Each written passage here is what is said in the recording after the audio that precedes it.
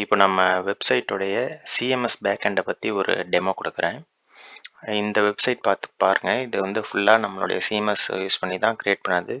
Zero coding, எந்த விதமான ஒரு கோடிங்கும் யூஸ் பண்ணாமல் இந்த வெப்சைட்டை க்ரியேட் பண்ணியிருக்கோம். கம்ப்ளீட்டாக கேலரி, இந்த மாதிரி ஒரு வெப்சைட்டுக்கு தேவையான எல்லா ஃபீச்சர்ஸுமே இதில் இருக்கும். கான்டாக்டர்ஸ் வரைக்கும் இதை ஃபில் பண்ணி சென்ட் கொடுத்தா உங்களுக்கு இமெயில் வரும்.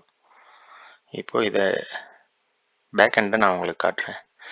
இப்போ பார்த்தீங்கன்னா இதில் ஏதாவது ஒன்று அப்டேட் பண்ணி பார்ப்போம். இப்போ இந்த ஸ்லைடர் பேனர் 2 அப்படின்னு இருக்குது. இதில் வந்து முன்னாடி வந்து மெயின்ங்கிற ஒரு வார்த்தையை நான் சேர்க்கலான்னு நினைக்கிறேன். Main slider பேனர்னு.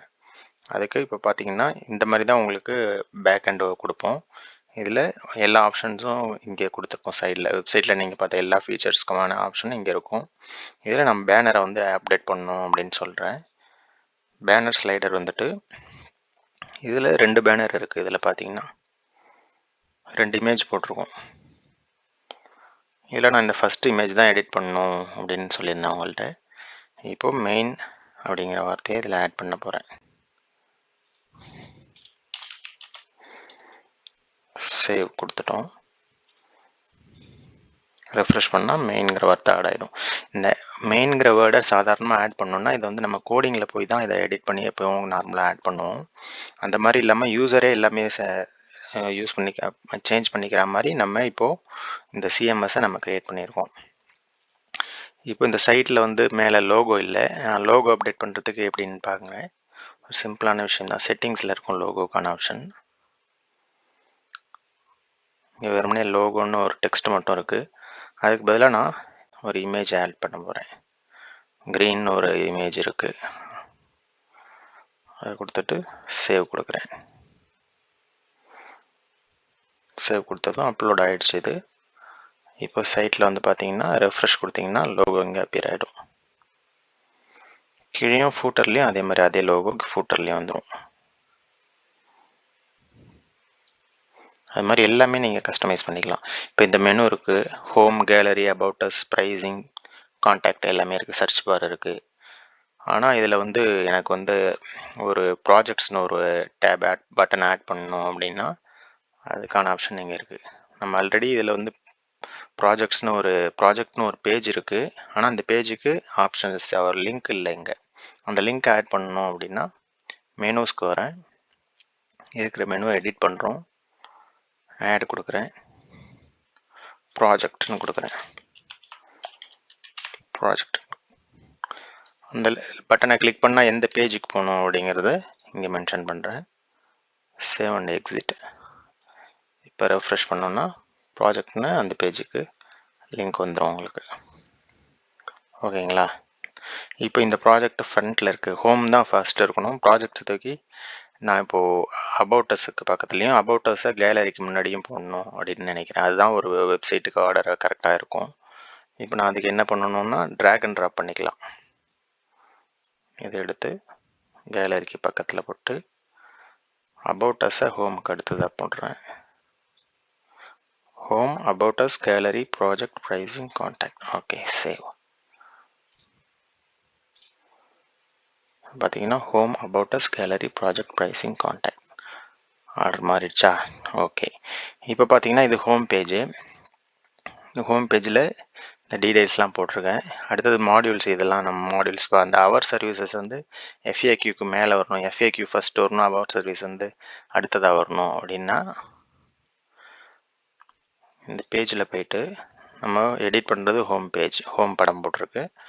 அதை எடிட் பண்ணிவிட்டு ஆப்ஷன்ஸுக்கு வரும். இங்கே எல்லாமே வச்சுருக்கோம் பாருங்கள். அலர்ட் நோட்டீஸுங்கிறது இந்த க்ரீன் கலரில் ஒரு இது போயிட்டுருக்குல்ல, இது அலர்ட் நோட்டீஸ். அதை வேண்டாம் அப்படின்னா அதை எடுத்து விட்டுடலாம். அது எனக்கு தேவையில்லை அப்படின்னு போட்டேன். சர்வீசஸ் வந்து ஃபஸ்ட்டும் எஃப்ஏக்யூ செகண்டும் இருக்குது. நான் இப்போ எஃப்ஏக்யூவை ஃபஸ்ட் வைக்கணும் அப்படின்னு நினைக்கிறேன். வச்சுட்டு சேவ் கொடுத்துட்றேன். இப்போ நான் ரெஃப்ரெஷ் பண்ணுறதுக்கு முன்னாடி இங்கே அலர்ட் நோட்டீஸ் ஓடிட்டுருக்கு. கீழே அவர் சர்வீசஸ் இருக்குது. அடுத்தது எஃப்ஏக்யூ இருக்குது. நான் இப்போ ரெஃப்ரெஷ் பண்ணுறேன். அந்த அலர்ட் நோட்டீஸ் போயிடும். இங்கே க்ரீன் கலரில் ஓடிட்டு இருந்ததுங்க இல்லையா, மார்க்யூ, அது போயிடுச்சு. கீழே எஃப்ஏக்யூ செக்ஷன் ஃபஸ்ட்டும் அடுத்தது அவர் சர்வீஸ் அப்படிங்கிற செக்ஷனும் வந்துடுது. இது அவர் சர்வீசஸ்ங்கிறத நான் எடிட் பண்ணணும், இல்லை எஃப்ஏக்யூவில் ஒரு ஆன்சரை ஆட் பண்ணணும் அப்படின்னா அதுக்கு எல்லாமே இங்கே சைடில் வச்சுருக்கோம் மாடியூல்ஸுங்கிறது. இப்போ எஃப்ஏக்யூவில் 3 கொஸ்டின் ஆன்சர் இருக்குது. நான் 4வதாக ஒரு ஆன்சர் ஆட் பண்ணணும் அப்படின்னா ஆட் கொடுக்குறேன். கொஸ்டின் நம்பர் 4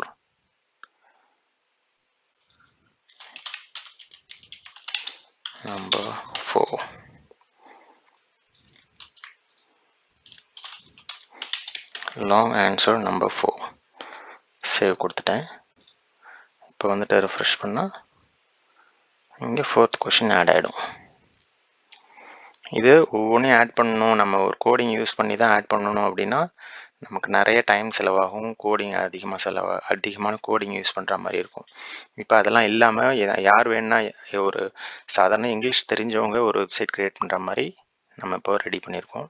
இது எல்லாமே நாங்கள் இமேஜ்லேருந்து இருக்கிற டெக்ஸ்ட் எல்லாமே வந்து சாட் ஜிபிடி ஏஐ யூஸ் பண்ணி தான் அந்த டெக்ஸ்ட் எல்லாமே ஜென்ரேட் பண்ணியிருக்கோம். சும்மா சாம்பிள் டெக்ஸ்ட்டு, சாம்பிள் இமேஜஸ்ஸு. இதை எடுத்துகிட்டு உங்களுக்கு தேவையான டெக்ஸ்ட்டு, உங்களுடைய கம்பெனி சம்மந்தமான டெக்ஸ்ட்டு, இமேஜஸ் நீங்கள் மாற்றிக்கலாம். அதே மாதிரி கேலரிஸ் எல்லாமே நீங்கள் மாற்றிக்கலாம். கேலரிக்கு ஆப்ஷன் இங்கே இருக்குது பாருங்கள்.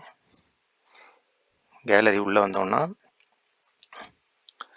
இந்த இமேஜஸ் இருக்கும். இந்த இமேஜஸ் எல்லாத்தையும் டெலீட் பண்ணிவிட்டு ஆட் ஃபைல் கொடுத்து நீங்களே உங்கள் கம்ப்யூட்டரில் இருக்கிற ஃபைல்ஸ் ஆட் பண்ணிக்கலாம். அப்லோட் கொடுத்துட்டு ஆட் பண்ணிக்கலாம். ஆட் பண்ணிட்டீங்கன்னா உங்களுக்கு கண்ட்ரோல் பேனல் முக்கு வந்துடுச்சுன்னா நீங்கள் எந்த இடத்துல வேணால் அந்த இமேஜை யூஸ் பண்ணிக்கலாம். இப்போது நம்ம சைட்லேயே ரொம்ப இம்பார்ட்டண்ட்டான ஃபீச்சரை உங்களுக்கு லாஸ்ட்டாக சொல்கிறேன். அது என்னென்னா டெம்ப்ளேட் ஸ்விட்சிங் ஆப்ஷன். இப்போ இந்த டெம்ப்ளேட் நீங்கள் ரொம்ப நாளாக யூஸ் பண்ணிகிட்ருக்கீங்க, உங்களுக்கு பிடிக்கல, வேறு ஒரு டெம்ப்ளேட் யூஸ் பண்ணணும், வேறு ஒரு டிசைனுக்கு மாறணும் அப்படின்னா சாதாரணமாக என்ன பண்ணுவோம்னா கம்ப்ளீட்டாக நீங்கள் வந்து திரும்ப ரீடிசைன் பண்ணுறதுக்கு செலவு பண்ணுற மாதிரி இருக்கும். நாங்கள் அதுக்கு எப்படியும் ஒரு 10,000 வரைக்கும் நாங்கள் சார்ஜ் பண்ணுறோம். ஆனால் இப்போ நம்ம பண்ணியிருக்க டிசைன் சிஎம்எஸில் ஃப்ரீயாகவே நீங்களாகவே ஸ்விட்ச் பண்ணிக்கலாம். எங்கள்கிட்ட ஒன் டைம் பர்ச்சேஸ் பண்ணிக்கிட்டிங்கன்னா போதும், இயர்லி ரினியூவல் பண்ணிக்கிட்டிங்கன்னா போதும், நீங்கள் எப்போ வேணால் டெம்ப்ளேட்டு டிசைனை உங்களுக்கு பிடிச்ச டிசைன் மாற்றிக்கலாம். இப்போதைக்கு இதில் வந்து நாங்கள் ஒரு 10 தீம்ஸ் வரைக்கும் வச்சுருக்கோம். ஃப்யூச்சரில் ஆட் பண்ணிகிட்டே போவோம். நீங்கள் அதை உங்களுக்கு பிடிச்ச மாதிரி மாற்றிக்கலாம். இப்போ நீங்கள் பாருங்கள், இப்போ இந்த பட்டன் மெனு பார்ஸ்லாம் பார்த்துக்கோங்க எப்படி இருக்குன்ட்டு. இது வந்து இப்போது ரைட் ஓரியன்டாக இருக்குது. நான் இப்போ காமிக்க போகிற தீமில் சென்டர் ஓரியன்டாக வரும் மெனு பார்ஸு. மற்ற கீழே இருக்கிற எல்லாமே டிசைன்ஸ், இந்த க்ரீனில் இருக்கிறது எல்லாமே மாறும் பாருங்கள். இப்போ நான் அதுக்கு இன்ஷூர்னு ஒரு தீம் இருக்குது, அதுக்கு மாற்றுறேன். ஒரு சிம்பிளாக ஒரு கிளிக் தான், அவ்வளோதான். திரும்ப இங்கே வந்துட்டு ரெஃப்ரெஷ் கொடுத்தீங்க அப்படின்னா ஃபுல்லாக டிசைனே மாறிடும்.